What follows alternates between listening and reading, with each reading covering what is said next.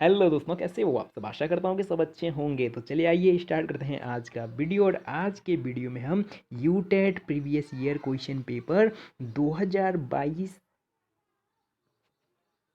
के अंतर्गत दोस्तों हम हिंदी प्रथम भाषा के 30 प्रश्नों को सॉल्व करने वाले हैं। तो चलिए स्टार्ट करते हैं वीडियो की पहले प्रश्न से। निम्नांकित में कौन सा कथन सत्य है? ऑप्शन नंबर ए है द्रुत पाठ में मौन पाठ उपयुक्त नहीं है। ऑप्शन नंबर बी है काव्य शिक्षण में मौन पाठ वर्जित है। और ऑप्शन नंबर सी है मौन पाठ से वाचन क्षमता विकसित होती है। और ऑप्शन नंबर डी है मौन पाठ रसानुभूति में सहायक होता है। तो दोस्तों इसका सही उत्तर हो जाएगा ऑप्शन नंबर बी, काव्य शिक्षण में मौन पाठ वर्जित है। बढ़ते हैं अगले प्रश्न की ओर। अगला जो दोस्तों प्रश्न है प्रश्न नंबर 32।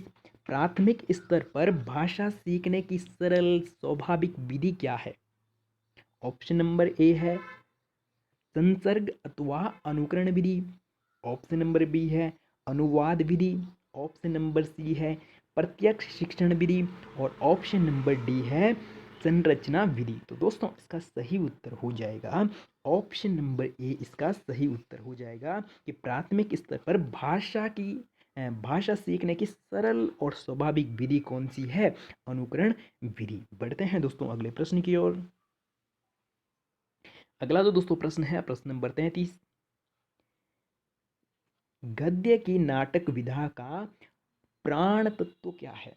तो दोस्तों जो गद्य है, गद्य की नाटक विधा, जो गद्य के अंतर्गत दोस्तों नाटक विधा है, उसका प्राण तत्व कौन सा है? ऑप्शन नंबर ए है कथा वस्तु, बी है पात्र, और सी है संवाद, और डी है भाषा शैली। तो दोस्तों जो गद्य के अंतर्गत नाटक विधा है, इसका प्राण तत्व किसे माना जाता है? तो दोस्तों ऑप्शन नंबर सी इसका सही उत्तर हो जाएगा। कोई भी नाटक कब प्रभावशाली हो सकता है? जब जो नाटक है, नाटक के अंतर्गत जो दोस्तों पात्र है और पात्रों के बीच का जो संवाद है, अगर वो प्रभावशाली होगा तो नाटक स्वतः ही क्या हो जाता है? प्रभावशाली हो जाता है। तो ऑप्शन नंबर सी सही उत्तर हो जाएगा। इसे गद्य का क्या माना जाता है? प्राण तत्व माना जाता है। बढ़ते हैं दोस्तों अगले प्रश्न की ओर। अगला जो दोस्तों प्रश्न है प्रश्न नंबर 34। निम्नलिखित में मातृभाषा शिक्षण का भावात्मक उद्देश्य बताइए। ऑप्शन नंबर ए है छात्रों को विभिन्न लेखन शैलियों से परिचित कराना। ऑप्शन नंबर बी है सांस्कृतिक मूल्यों एवं धार्मिक विश्वासों का ज्ञान कराना। ऑप्शन सी है छात्रों को विषयानुकूल भाषा शैली में भावाभिव्यक्ति करने की क्षमता प्रदान करना। और ऑप्शन नंबर डी है छात्रों में अपनी भाषा व साहित्य के प्रति आदर व रुचि जगाना। तो दोस्तों इसका सही उत्तर हो जाएगा ऑप्शन नंबर डी सही उत्तर हो जाएगा। बढ़ते हैं दोस्तों अगले प्रश्न की ओर। अगला जो दोस्तों प्रश्न है प्रश्न नंबर 35। मौखिक भाषा शिक्षण की प्रत्यक्ष विधियों में कौन सी विधि अप्रासंगिक है? वार्तालाप, भाषा, गद्य शिक्षण और अभिनय। तो दोस्तों इसका सही उत्तर हो जाएगा ऑप्शन नंबर सी सही उत्तर हो जाएगा गद्य शिक्षण। बढ़ते हैं अगले प्रश्न की ओर। और अगला जो दोस्तों प्रश्न होने वाला है प्रश्न नंबर 36। भारत के संविधान की किस अनुसूची में मान्यता प्राप्त भारतीय भाषाओं का उल्लेख है? तो दोस्तों जो भारतीय संविधान है, और भारतीय संविधान में कितनी अनुसूचियां हैं? 12 अनुसूचियां हैं। ठीक है। और हमें बताया गया है, प्रश्न में पूछा जा रहा है, और हमसे प्रश्न में पूछा जा रहा है कि भाषाओं का उल्लेख कौन सी अनुसूची में किया गया है?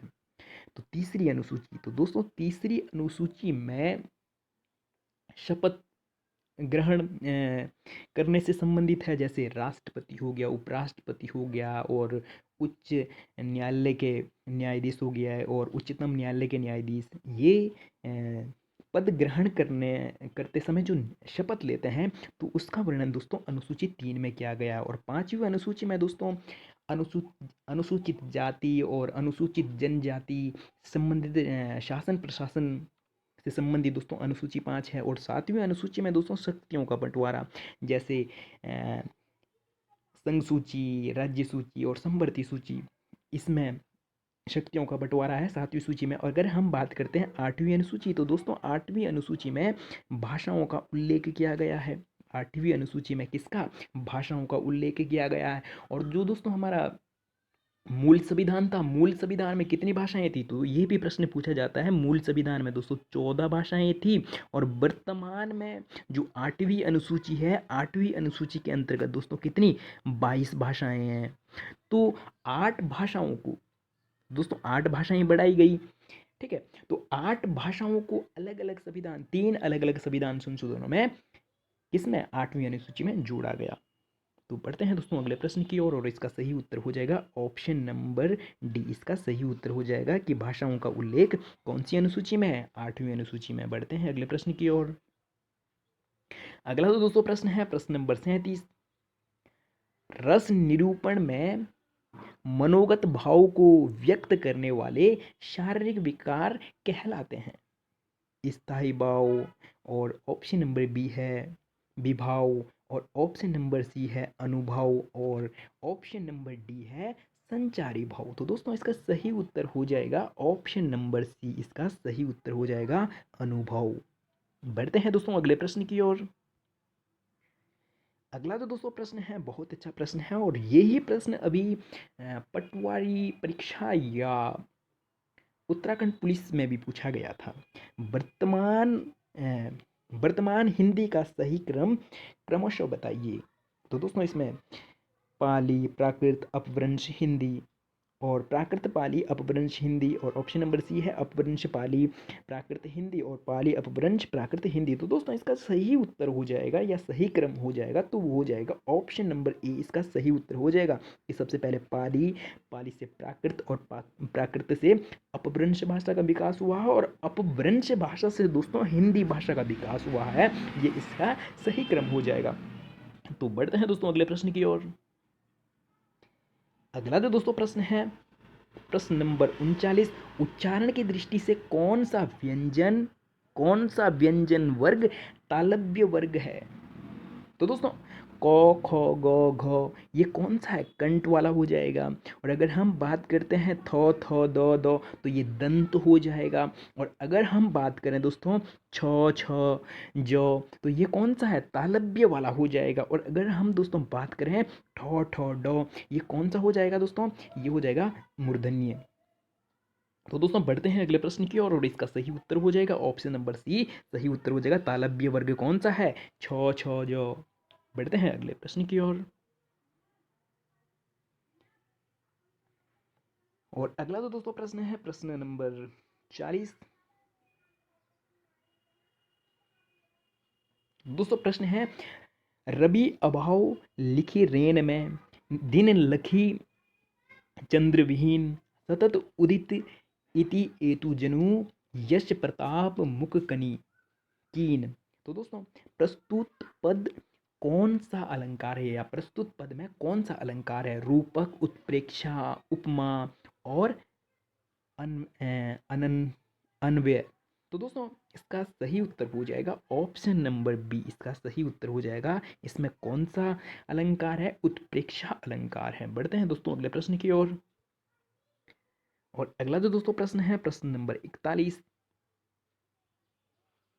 निम्नांकित पद में कौन सा छंद है? जो मैं नया ग्रंथ विलोकता हूँ, बाता मुझे सो नव मित्र सा है। देखूं उसे मैं नित नेम से ही, मानो मिला मित्र मुझे पुराना। तो दोस्तों इसमें कौन सा छंद है? ऑप्शन नंबर ए है मालिनी, और ऑप्शन नंबर बी है इंद्रव्रजा, और ऑप्शन नंबर सी है उपेंद्र वर्जा, और ऑप्शन नंबर डी है वसंत तिलिका। तो दोस्तों इसका सही उत्तर हो जाएगा ऑप्शन नंबर बी। इसका सही उत्तर हो जाएगा। बढ़ते हैं दोस्तों अगले प्रश्न की ओर। और अगला तो दोस्तों प्रश्न होने वाला है प्रश्न नंबर 42। तो दोस्तों प्रश्न नंबर 42 है अंशुमाली का पर्यायवाची बताइए। कौमुदी, और आंजनेय और पतंग और सौदामिनी। तो दोस्तों इसका सही उत्तर हो जाएगा ऑप्शन नंबर सी, इसका सही उत्तर हो जाएगा पतंग। बढ़ते हैं अगले प्रश्न की ओर। और अगला जो दोस्तों प्रश्न है, बुकर पुरस्कार विजेता, बुकर पुरस्कार विजेता प्रथम हिंदी उपन्यासकार का नाम बताइए। तो दोस्तों इसका सही उत्तर हो जाएगा ऑप्शन नंबर बी, इसका सही उत्तर हो जाएगा गीतांजलि। तो बढ़ते हैं अगले प्रश्न की ओर। और अगला जो दोस्तों प्रश्न है, यह प्रेम को पंत कराल महा के लिए सही लोकोक्ति है।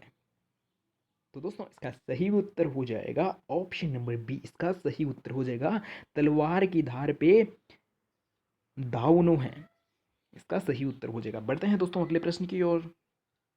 और अगला जो दोस्तों प्रश्न है, प्रश्न नंबर 45, निम्नांकित में कौन सा शब्द अयादी संधि का उदाहरण है?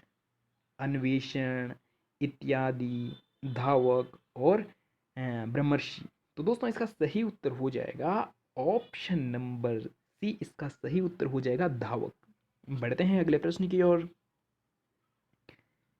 और अगला जो दोस्तों प्रश्न है, प्रश्न नंबर 46, निम्नलिखित लेखकों का जन्म के आधार पर सही क्रम अनुक्रम बताइए। जन्म के आधार पर दोस्तों हमें क्या बताना है? सही क्रम बताना है कि पहले किसका जन्म हुआ, उसके बाद किसका जन्म हुआ, उसके बाद किसका जन्म हुआ, इस प्रकार से हमें बताना है। तो दोस्तों इसका सही उत्तर हो जाएगा ऑप्शन नंबर सी, इसका सही उत्तर हो जाएगा कि राजा लक्ष्मण सिंह, और उसके बाद बाल कृष्ण भट्ट, और उसके बाद प्रताप नारायण मिश्र, और उसके बाद बाल मुकुंद गुप्त। इसका सही उत्तर हो जाएगा दोस्तों ऑप्शन नंबर सी। बढ़ते हैं अगले प्रश्न की ओर। और अगला जो दोस्तों प्रश्न है, प्रश्न नंबर 47। तो दोस्तों प्रश्न है, बनुहु गुरुपद कुंज कृपा सिंधु नर रूप हरि और महामोह तम पुंज जासु वचन रविकर नेखर उपयुक्त पंक्ति किस कवि की है? तो दोस्तों ऑप्शन है सूरदास, तुलसीदास, केशवदास और कुंबन दास। तो दोस्तों इसका सही उत्तर हो जाएगा ऑप्शन नंबर बी, इसका सही उत्तर हो जाएगा तुलसीदास की उपयुक्त पंक्ति है। बढ़ते हैं अगले प्रश्न की ओर। और अगला जो दोस्तों प्रश्न है, प्रश्न नंबर 48, अतीत के चलचित्र किसकी रचना है? राम वृक्ष बेनपुरी और महादेवी वर्मा, और ऑप्शन नंबर सी है सेठ गोविंद दास, और ऑप्शन नंबर डी है श्री राम वर्मा। तो दोस्तों इसका सही उत्तर हो जाएगा ऑप्शन नंबर बी, इसका सही उत्तर हो जाएगा महादेवी वर्मा की अतीत के चलचित्र रचना है। बढ़ते हैं अगले प्रश्न की ओर। अगला जो दोस्तों प्रश्न है, प्रश्न नंबर 49, माँ ने कहा लड़की होना पर लड़की सी दिखाई मत देना पंक्ति काव्य प्रस्तुत पंक्ति किसकी है? तो दोस्तों ये पंक्ति किसकी है? मंगलेश डबराल की है, या ऋतुराज की है, या निराला की है, या नागार्जुन की है? कि माँ ने कहा कि लड़की होना पर लड़की सी दिखाई मत देना प्रस्तुत पंक्ति किसकी है? तो दोस्तों ऑप्शन नंबर बी, इसका सही उत्तर हो जाएगा ऋतुराज। तो बढ़ते हैं अगले प्रश्न की ओर। और अगले जो दोस्तों प्रश्न है वो पद्यांश को हम पढ़कर हमें प्रश्न नंबर 50 से 54 के जो दोस्तों प्रश्न हैं उनमें उनके उत्तर हमें पद्यांश को पढ़कर प्रश्नों के उत्तर देना है। तो दोस्तों मैं पद्यांश को पढ़कर प्रश्नों के उत्तर नहीं देने वाला हूं, क्योंकि पद्यांश को पढ़कर उत्तर देने में दोस्तों समय ज़्यादा लग जाता है, और ज़्यादा समय लगने से दोस्तों वीडियो ज़्यादा लंबा बन जाता है, और ज़्यादा लंबा वीडियो को देखना आप लोग ही पसंद नहीं करते हैं। तो दोस्तों मैं सीधा प्रश्न पढ़ूंगा और प्रश्न के उत्तर देते जाऊंगा। तो आप पद्यांश को पढ़ सकते हैं, वीडियो को पॉज करके आप पद्यांश को पढ़ सकते हैं, और उसके बाद आप प्रश्न के उत्तर स्वयं से भी दे सकते हैं। जैसे प्रश्न नंबर 50 है, उपयुक्त काव्यांश किस रचना से उद्धृत हुआ? ठीक है, उद्धृत हुआ। तो दोस्तों इसका सही उत्तर हो जाएगा ऑप्शन नंबर सी इसका दोस्तों सही उत्तर हो जाएगा कामयानी। और अगला प्रश्न है प्रश्न नंबर 51। उपयुक्त पंक्तियां किसे संबोधित है? तो दोस्तों इसका सही उत्तर हो जाएगा ऑप्शन नंबर सी, इसका सही उत्तर हो जाएगा मनु को। बढ़ते हैं अगले प्रश्न की ओर। अगला जो दोस्तों प्रश्न है वो है, कौन तुम संस्कृति जलनिधि तीर तरंगों से फेंकी मणि एक का भावार्थ क्या है? तो दोस्तों इसका सही उत्तर हो जाएगा ऑप्शन नंबर बी, इसका सही उत्तर हो जाएगा तेजस्वी महापुरुष का प्रादुर्भाव। बढ़ते हैं अगले प्रश्न की ओर। और अगला जो दोस्तों प्रश्न है वो है, करुणा में सुंदर मौन से क्या भाव व्यक्त होता है? तो दोस्तों इसका सही उत्तर हो जाएगा ऑप्शन नंबर बी, निस्तब्धता। बढ़ते हैं अगले प्रश्न की ओर। अगला जो दोस्तों प्रश्न है वो है, संस्कृति जलनिधि तीर में कौन सा अलंकार है? तो दोस्तों इसका सही उत्तर हो जाएगा ऑप्शन नंबर बी, सही उत्तर हो जाएगा रूपक अलंकार। बढ़ते हैं अगले प्रश्न की ओर। और अगला जो दोस्तों प्रश्न है उसमें 55 प्रश्न नंबर 55 से 59 तक जो दोस्तों प्रश्न हैं उन प्रश्नों के उत्तर हमें गद्यांश को पढ़कर प्रश्नों के उत्तर देने हैं। तो दोस्तों इसमें भी मैं गद्यांश को पढ़कर अगर उत्तर देता हूँ तो वीडियो बहुत लंबा हो जाएगा, और ऐसे में ज़्यादा लंबे वीडियो को आप देखना पसंद नहीं करते हैं। तो मैं सीधा प्रश्न पढ़ूंगा और प्रश्न का उत्तर पढ़ने वाला हूँ। तो दोस्तों प्रश्न नंबर 55 प्रश्न है, शिक्षा एक प्रवर्धमान प्रक्रिया है, इस कथन का आशय क्या है? तो दोस्तों इसका सही उत्तर हो जाएगा ऑप्शन नंबर ए, सही उत्तर हो जाएगा शिक्षा जड़ नहीं जीवंत प्रक्रिया है। बढ़ते हैं अगले प्रश्न की ओर। और अगला जो दोस्तों प्रश्न है वो है, शिक्षा की भूख और प्यास का आशय क्या है? तो दोस्तों इसका सही उत्तर हो जाएगा ऑप्शन नंबर 20, सही उत्तर हो जाएगा कुशल प्रबंधन एवं प्रतिपोषण का चाह। बढ़ते हैं अगले प्रश्न की ओर। और अगला जो दोस्तों प्रश्न है प्रश्न नंबर 57, शिक्षा को जड़ता से कैसे मुक्त किया जा सकता है? तो दोस्तों इसका सही उत्तर हो जाएगा ऑप्शन नंबर 20, सही उत्तर हो जाएगा समुचित नियोजन एवं तदानुरूप प्रतिपोषण से।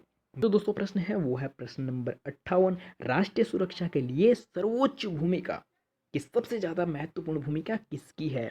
तो दोस्तों ऑप्शन नंबर ए है सैन्य बल, और ऑप्शन नंबर बी है अर्धसैनिक बलों की, और सी है राजनेताओं की, और ऑप्शन नंबर डी है अनुशासित एवं सुशिक्षित नागरिकों की।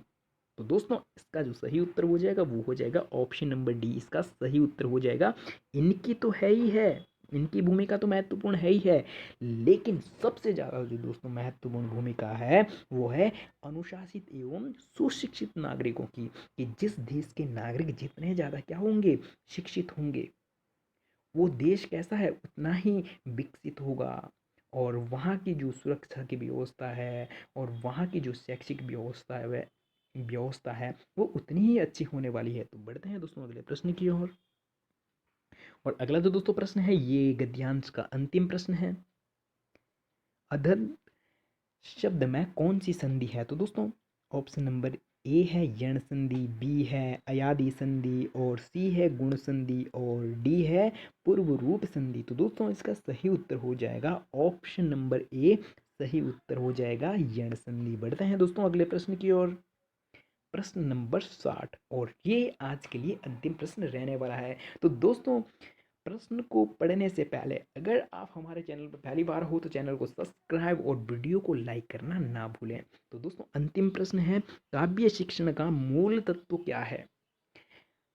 ऑप्शन नंबर ए है रस निरूपण, और बी है ध्वनि निरूपण, और सी है अलंकार निरूपण, और ऑप्शन नंबर डी है उपयुक्त सभी। तो दोस्तों इसका जो सही उत्तर हो जाएगा वो हो जाएगा ऑप्शन नंबर ए, सही उत्तर हो जाएगा दोस्तों रस निरूपण।